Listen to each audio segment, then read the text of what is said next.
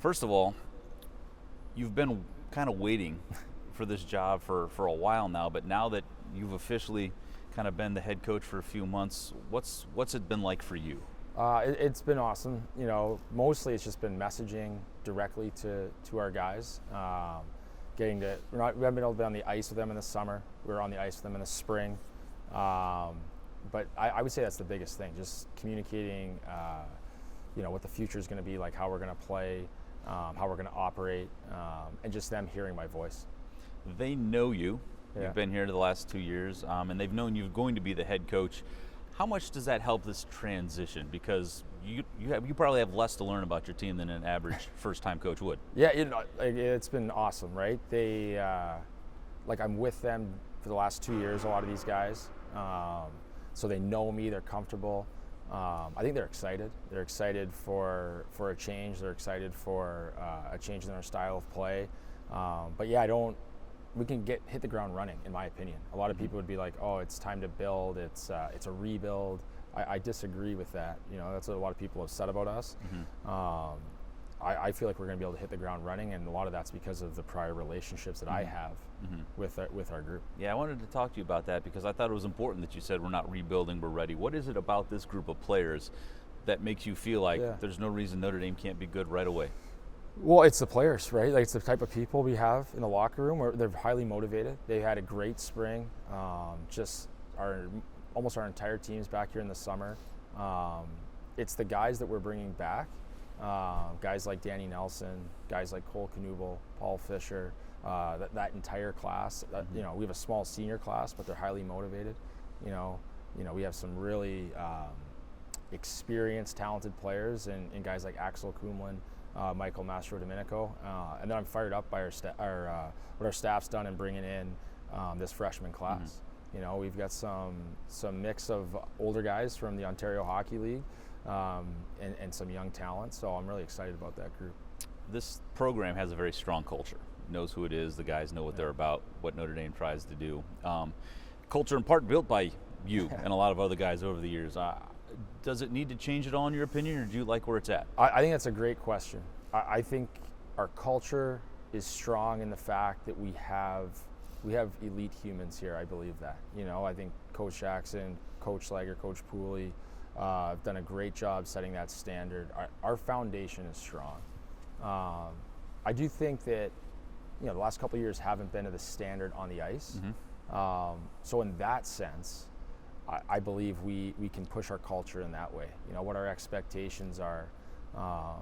So it's kind of like our culture's in a great spot, but from the hockey side, I think we can push in that way. You know what I mean? I believe we have good people. I believe our guys are motivated.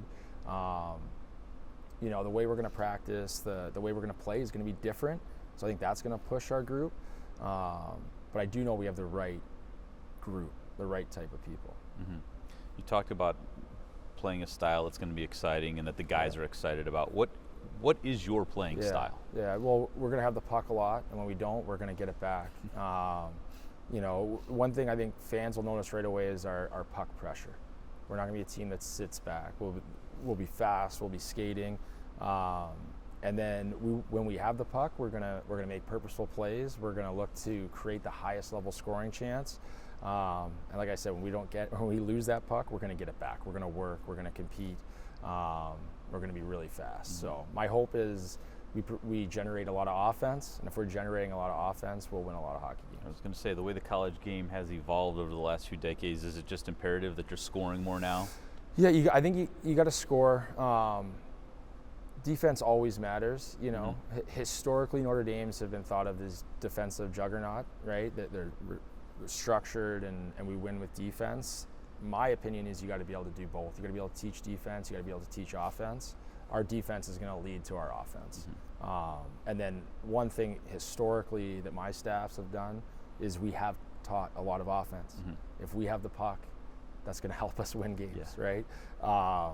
And like I said, this goes back to our players. I think we have guys that are experienced and are talented, more talented than people think, that are going to allow us to produce.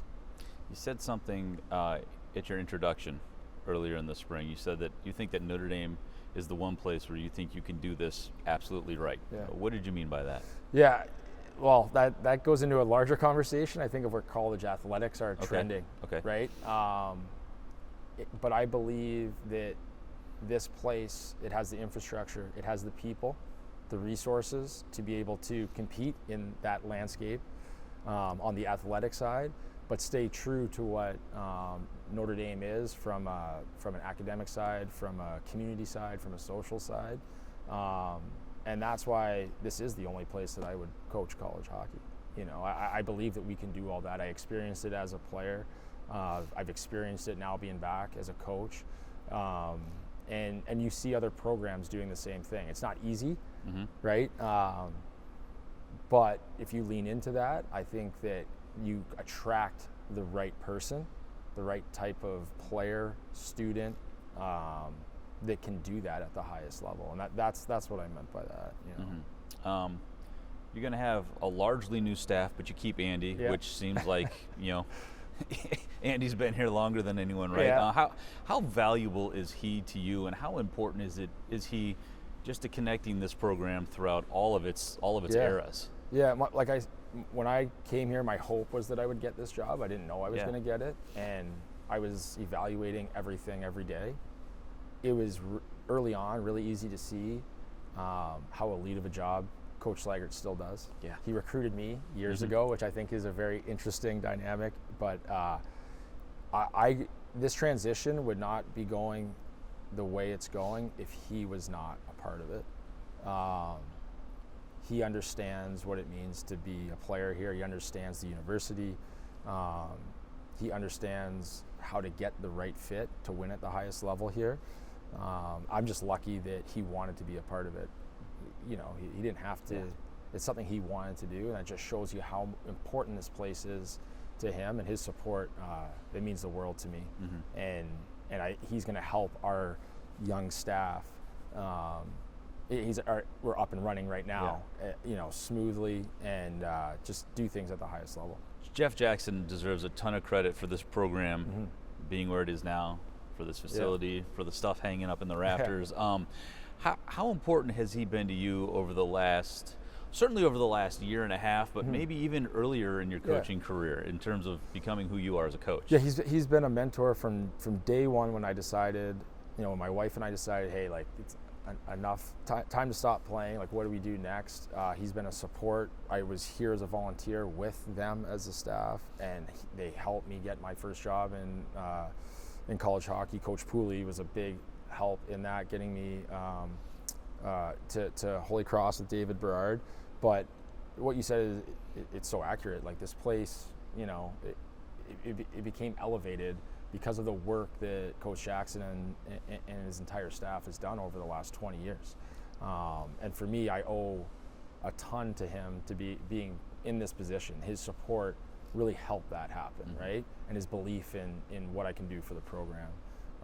So as an alum, you know, it's important that people recognize just Notre Dame hockey wouldn't be where it's at without Jeff Jackson. Sure. Do you remember the first time you met him? It was probably in the locker room at the Joyce Center. I remember the first time I met him was actually in, it wasn't in the locker room, it was in the Notre Dame basketball media room in the Joyce Center. Yep. And I had like really long hair from the season, and he didn't really say anything to me. He just handed me a haircut card to go to some barber. I can't remember the barber, but basically, you know, cut your hair.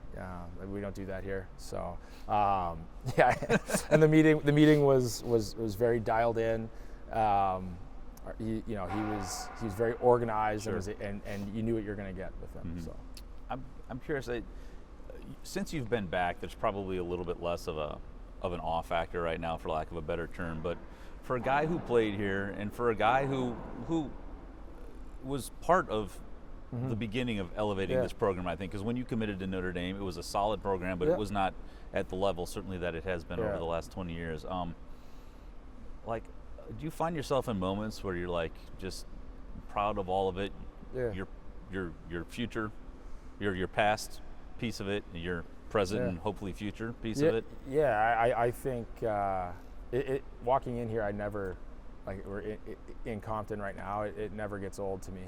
You know, it's a very special place, and I will say for guys from my era, what you're talking about, guys that committed here, the program was solid. When I committed, they had made the tournament for the first time.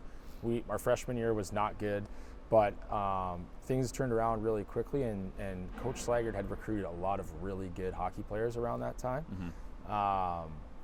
And I do believe all of the guys from that era feel a lot of pride about building the foundation that led to what Notre Dame hockey has become over the last 20-something years, and before that. So no, it's not lost on me. You know, I think that I have a responsibility, you know, an obligation to do right by the program every day, and that's something that I don't take lightly. How important do you think it is to your current players that you've been in their shoes? I mean, it's one thing to have played college hockey, like all coaches probably have, but to have done it here and to have kind of been through the evolution of the program. Yeah, I think it's impactful. I think the guys, you know, they can lean on myself, and Coach Ogilvie is even closer to it, you know, because there has been changes in the, you know, I think school might have been a little bit even harder when I was here, I tell them. They got it easy. But no, I do think that it's an easy way to connect with guys. Like, there's still guys that have professors that I had. It's interesting, you know, even though it's like 20 years ago. Like it's an easy way for guys to get bought in, I think, because they know that I've been through it here. They know that I've experienced what they're experiencing, and at times I just can listen and be like, yeah, no, that's part of being at Notre Dame. Like that's it, right? So I do think it has a massive positive impact. How do you get this group of guys playing the way you want them to as quickly as possible, and get back to the business of putting more banners up? Yeah, I think like our goal is to win a national championship here. Is to win Big Ten championships. We'll talk about that early on in the season. We won't talk about it again. That's the way that I've done things. People talk about process, day-to-day approach. I think a lot of people talk about that and they don't know how to execute that. In my experience, I'm really good at that, and my job is to get our guys to be focused on our day-to-day process, learn how to truly evaluate themselves as individuals and our team, not our results. You start chasing results in this business, it doesn't work. And yeah, we're in a results-based business, I guess, but that's for the coaches to worry about. The players need to be worried about their day-to-day process. That's how we're going to get there. So I don't know what the first 10 games look like. I don't really care. You know what I mean? I care about how we're practicing, how we're watching film, how our guys are in the weight room, what they're doing in the classroom, our execution on the ice. And we just continue to get our guys ingrained in that and focused on that and get rid of all the outside noise. I think we'll be pretty good, you know. But that's for us to focus on, and that's how we'll do it. How'd you come to that conclusion? Did you feel that way as a player, or did you develop that over your time as an assistant in Chicago? Or I would say over my time coaching is more so when I developed this. Especially, I would say every experience I've had has led up to that. Whether I was an assistant at Holy Cross, where we had some really good teams there, and then teams that maybe could have been even better than we thought. With the Chicago Steel, we had some really good rosters, and when I was my first time head coach, you know, you're expected to win, like expected to win every game. That can be more difficult than being an underdog. And how do you act? That's when it was really ingrained to me. Like, no, it's about our process, and it's about playing to our standard. Doesn't matter what's going on. And when it was really ingrained was in the American League as a pro coach on a team that won. I don't know what the exact number is, but we won like 6 of our first 22 or 24 games. That's not a lot of wins, right? And we had a very young team, and I learned right then. I made the decision with my staff. We're sticking with this process. We make adjustments here and there, but we're going to help our guys get better as individuals within our team framework. And by the end of it, we're 7 games above 500 in a league where if you usually lose early, guys are worried about their jobs, guys are worried about contracts. It usually doesn't go very well. And we had the best team in the league the second half from All-Star break on, you know, and that ingrained it for me right there. And that's what we'll do here. All right. Where do you see Notre Dame's place in college hockey right now? Yeah, I think we are at the top as far as our resources and how we can compete and the type of players we should attract. You know, we're in the Big Ten. We're at the best institution in the Big Ten. We have all the resources. We have the staff. To me, it's just about getting the right people on the bus. I believe we have that right now. And now it's just building, moving forward. You know, the college landscape is rapidly changing with the portal and NIL. I'm just curious how you view that, both as you can view it positively or negatively or both, and I'm just curious kind of your impressions on it and how you can use it or avoid it. It is what it is, right? Yeah. Like, I think if you avoid it or try to like not be involved in that world, that's going to hurt you. Yeah. The transfer portal is interesting for us. We had nobody enter the transfer portal. We're one of 3 or 4 teams. I'm not sure if that it's around that number in college hockey that happened with a new coach coming in. So like that tells you a lot about this institution, about our culture. We brought in 3 transfers, 2 grad and 1 undergrad. So we don't spend a ton of time there, but you can't ignore it. Yeah. You know, like Evan Werner is going to help us a lot. As a rising junior transfer, Sutter Mazzotti is going to help us a lot as a transfer. You know, like they're going to help our roster, but we're not going to live there. We're going to build through recruiting, you know, and then NIL, like it's economies of scale. Like, you know what an NHL guy entry level contract is compared to a basketball contract. It's not even close, right? But it's still a lot of money. Yeah. And we're going to be in that world, you know, like we need to be in that world. We need to be competitive in that world. And it's our job as a program and an athletic department to make sure our hockey program is competitive, and right now I feel like we are. Awesome. The fact that nobody transferred with you coming in, that had to make you feel good. Yeah, it says something about you. It's exciting. It shows me how excited this group is about the direction of the program. It tells you a lot about the current players, like the type of people that they are, right? That Coach Jackson, Coach Slager, Coach Pooley had here. And obviously I've been here for 2 years, right? So that's a real good thing.